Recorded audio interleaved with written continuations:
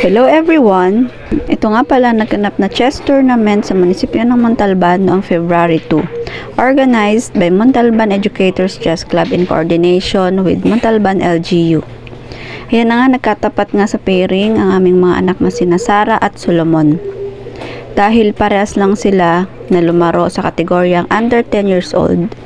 Si Sara ay 8 years old samantalang si Solomon naman ay 6 years old lamang.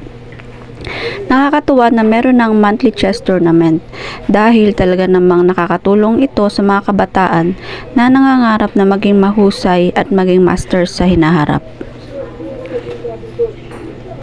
Tuloy-tuloy lang tayo sa pagkamit ng ating mga pangarap. Maraming salamat pala sa patuloy na suporta lalo na sa aming mga anak na sina Sara, Solomon, at Magnus. Thank you very much and God bless po.